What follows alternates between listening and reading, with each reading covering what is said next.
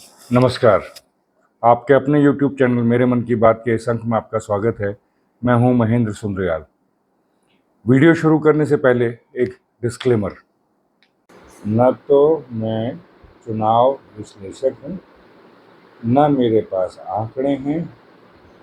बस एक दल की सहायता करनी है। बस मोदी को हराने की इच्छा मन में है, इसलिए मैं भविष्यवाणी कर रहा हूं। आम चुनाव के 7वें और आखिरी फेज के अभी वोट डल रहे हैं।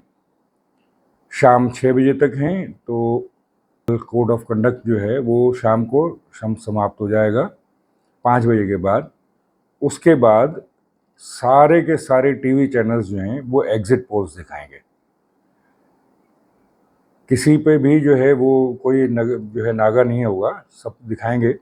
भांति भांति के एक्सपर्ट्स बुलाए जाएंगे, भांति भांति के जो है पॉलिटिशियंस उसमें बैठे होंगे, अपने अपने जीत का दावा कर रहे होंगे। एग्जिट पोल्स में कुछ भी दिखाएं तो उसका खंडन भी कर रहे होंगे, कुछ उसके समर्थन में उतरेंगे। ऐसे तर्क ढूंढ के लेके आएंगे समर्थन में और खंडन के लिए कि दिमाग चकरा जाए। ये सब चलता है, आज चलेगा। बेसिकली एक टीआरपी का जो है एक एक्सरसाइज है टीआरपी कमाने के लिए। एक पुराना जो है वो घटना मुझे याद आ रही है, कई साल हो गए उस बात को। मैं सेक्टर 18 नोएडा की मार्केट में अपनी फैमिली के साथ जो है वो गया हुआ था किसी काम से। तो वहाँ मैंने देखा कि एक जो रिपोर्टर थे उस वक्त, आज तो बड़े एंकर हो गए हैं, वो टीवी चैनल की गाड़ी में आए और वहाँ जो बैठे हुए थे, जो आपके खाना वगैरह जो बनाते हैं, वो ठेली वाले जो होते हैं, कोई मूंगफली बेच रहा है, कोई कुछ बेच रहा है, कोई कुछ बेच रहा है, उनको इकट्ठा किया, उनको कुछ समझाया और उसके बाद अपनी गाड़ी से निकाल करके उनको 4 लकड़ियाँ दी जिस पर उन्होंने आग लगाई। फिर एक पुतला दिया उनको जिसमें वो आग लगाया, और वो जो है केपीएस गिल मुर्दाबाद के नारे लगे। हॉकी फेडरेशन के उस वक्त अध्यक्ष थे KPS Gill, Indian hockey federation के, आज की डेट में हॉकी इंडिया बोलते हैं उसको, उसके अध्यक्ष थे। तो उनके खिलाफ नारे लगे और जो है वो रिपोर्टर ने उसके नारों के बीच में जो है वो कहना शुरू किया कि भारतीय हॉकी की दुर्दशा हो गई, जो है 95 से जो है ये केपीएस गिल साहब उसके अध्यक्ष हैं और इनकी अध्यक्षता में हॉकी रसातल को चली गई। ये वो सारी चीज़ें कही और वो थोड़ी देर में, वो 2-4-5 मिनट का एक ड्रामा था जो पूरा कैमरे पे कैप्चर हुआ। उसके बाद उन ठेली वालों को जो है बता दिया गया कि अभी थोड़ी देर में न्यूज़ आएगी, तो आप शाम को अपने न्यूज़ में अपने को देख लेना, देखो आप कैसे दिखते हैं उसमें।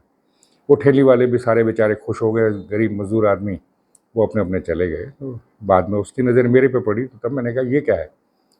तो उन्होंने बताया कि हॉकी में कोई टूर्नामेंट में भारत की दुर्दशा हुई थी उस वक्त, उसके विरोध में जो है वो एडिटर ने कहा कि लेके आए न्यूज़ जो है वो गैदर की, तो वो न्यूज़ जो है वो बनाई गई। तो ऐसा ही आज के एग्जिट पोल में भी होगा, सेम यही होगा कि पहले से ही तय होगा कि क्या कहना है।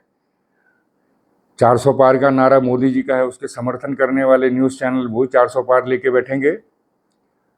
कुछ कंसेशन अपने आप को अनबायस्ड दिखाने के लिए, न्यूट्रल दिखाने के लिए कुछ कहेंगे कि नहीं 400 तो नहीं पहुंच रहे, पर हाँ 390 पहुंच जाएंगे, 380 पहुंच जाएंगे, इस तरह का होगा, लेकिन उनकी जीत दिखाएंगे। कुछ एग्जिट पोल्स ये करेंगे।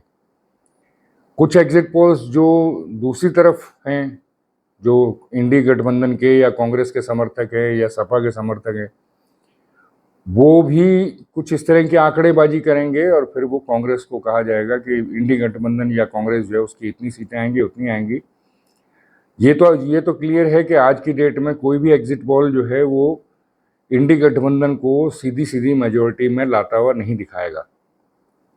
वो यही कहेगा कि ये जो है किसी तरह से जो है 270 के आसपास पहुंच गया है जी, इनकी सरकार बन जाएगी, यहाँ तक वो पहुंचेंगे।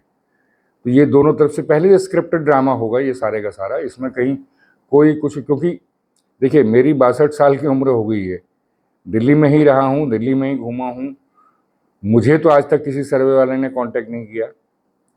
मेरे जो दोस्त हैं, जानने वाले दोस्त अहबाब हैं या रिश्तेदार है या जो मेरा पर्सनल सर्कल है या ऑफिस का सर्कल है, उसमें भी आज तक कोई मुझे ऐसा नहीं मिला जिसने कहा हो कि मुझे आज सर्वे के लिए मेरे से पूछा गया या उसका इंटरव्यू लिया या उसको फ़ोन कॉल आया, ऐसा भी नहीं हुआ। तो ये किसका सर्वे करते हैं, किससे पूछते हैं, पता नहीं। इनसे पूछो तो आपका सर्वे का जो सैंपल बेस है वो कितना है? भाई दिल्ली में 2 करोड़ की आबादी है, 7 सीटें हैं, तो आप कितने लोगों से बात करके आपने दिल्ली की 7 सीटों का कह रहे हैं कि बीजेपी जीत जाएगी? कोई आंसर नहीं है। सैंपल सर्वे कभी बताते ही नहीं कितने का है। कह सकते हैं, मतलब कुछ भी कहने के लिए कोई भी कुतर्क गढ़ा जा सकता है, तो ये कुतर्क गढ़ेंगे। एक तरफ आपके, अच्छा ये एग्जिट पोल की जो है वो, ये चुनाव आयोग ने कहा कि जो है वो जब तक आखिरी वोट ना पड़ जाए तब तक नहीं हो सकता एग्जिट पोल, तो उसके बाद ही लोगों की राय जाननी चाहिए। लेकिन यहाँ तो ऑलरेडी तैयार है, बल्कि छद्म तरीके से तो जो है वो सभी के सभी एग्जिट पोल दिखाई रहे हैं। योगेंद्र यादव जो हैं वो डिस्क्लेमर भी देते हैं कि वो चुनाव विश्लेषक नहीं है, वो खुद इसमें एक पार्टी हैं इस इलेक्शन में, लेकिन वो अपना जो है प्रेडिक्शन दे रहे हैं। प्रशांत किशोर जो हैं वो भी दे रहे हैं, उन्होंने भी कहा बीजेपी की गवर्नमेंट तो बनी रही है, वो भी तर्क दे रहे हैं उसमें। वो तर्क क्या हैं, वो तर्क कैसे हैं, वो उससे कसौटी पे मत कसिए, लॉजिक की कसौटी पे मत कसिए, वो तर्क हैं दोनों तरफ। तो ऐसा ही कुछ होगा। मुझे तो सबसे बढ़िया डिसीजन आज की डेट में लगा कांग्रेस का। कांग्रेस ने कह दिया कि हम इस एग्जिट पोल वाली जो टीवी डिबेट्स होंगी इसमें नहीं आएंगे, क्योंकि ये टीआरपी के लिए है।